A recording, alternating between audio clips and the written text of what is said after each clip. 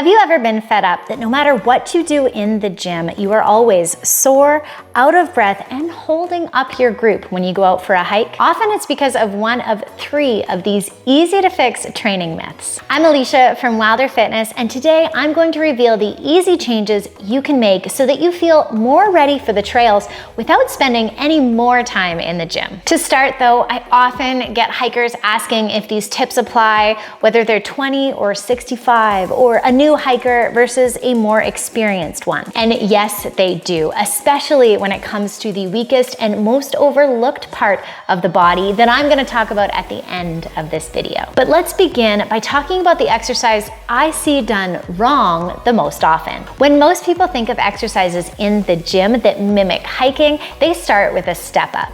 And they're not wrong. Well, the front step up does help you build muscle in your lower body, and we will talk about the number of reps that you should do in a second. There's a small tweak you can make to this exercise to make it way more effective. You see, in the gym, we want to build the muscles that we're actually going to be using out on the trail. And while the front step up does help us work on our quads and our hip flexors, by stepping up laterally instead, we are going to now also be activating our adductors, our glute med, and the muscles that help us dorsiflex at the ankle, which help us stabilize the knee while we are hiking on uneven terrain. But my other secret with the lateral step up that's going to help reduce the amount of soreness you feel on the trail is to weight your front leg more. Make it feel like your back leg is just hanging and not doing any work, and to move really slowly on the eccentric or slow downward portion of the step up as well, instead of just flopping down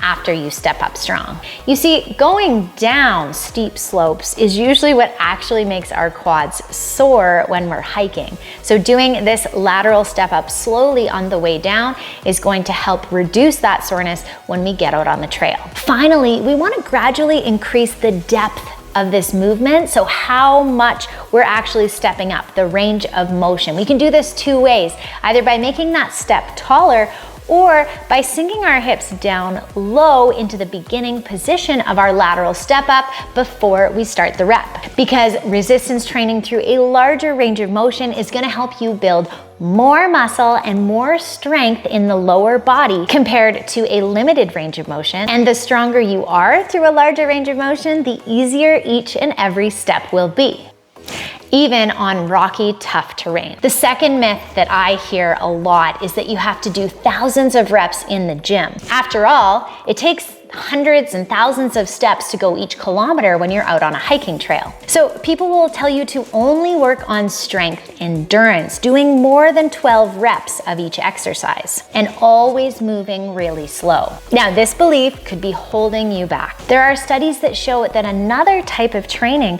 will help you more by reducing the energy cost, or the amount of energy it takes for you to make each step. See, while we want to work on our strength endurance before we go out hiking, we also want to build our strength and our power. The stronger you are, the smaller percentage of your 1 rep maximum lift each step is when you're out hiking. So what do we actually need to do? Well, first things first, you want to build strength by doing some exercises in the 5 to 8 rep range and taking lots of rest. And then you also want to build power. Power comes from short, explosive movements with really, really long rest. Think 4 reps maximum and tons and tons and tons of recovery time. The focus on strength will actually make bigger changes in strength to your muscles, tendons, bones, and ligaments, meaning that you feel durable even in the last kilometer of the day.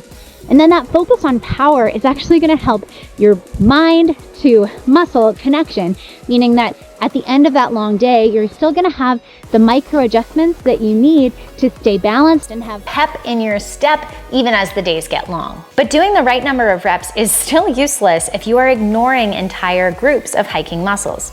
In fact, the last mistake that I see when people are training for hiking is overlooking this part of the body that actually has 29 different independent muscles in it. all of which help you have better balance and traction and alignment when you're hiking. Busting this last myth actually made a huge difference for one of the participants in our Couch to Summit program, which is a free 4-week PDF program you can check out below. That she sought me out on Instagram and sent me a message telling me her balance felt better, her feet didn't hurt at the end of the day, and she actually felt way more confident on the trail, all because of one specific aspect of the program. Just watch, when I balance on one foot here, micro adjustments are happening at the foot and ankle, meaning that my body doesn't have to rely on larger movements higher up the chain to keep me steady. These muscles can get worn out, even when they're locked inside a hiking boot or when they're supported by a footbed. The foot strengthening sessions were what made a massive difference for her,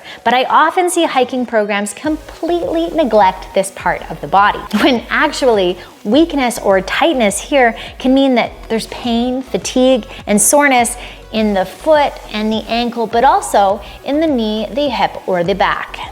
So I will link a foot strengthening protocol that you can follow. You can try this strengthening session, and you can also incorporate some of these exercises into the parts of the day where you're otherwise sitting idle, like when you're sitting at a stoplight or waiting to pick up the mail. Truth be told, fixing these 3 common mistakes is step 1 to be ready for your next hike. But to really get the most out of your season, you'll want to make the most of each session by having a larger plan. So you should watch this video next on the system we use here at WILDR to train hikers for hiking season, and subscribe so you don't miss the next video we put out. I hope you have a WILDR day, and we'll see you guys soon.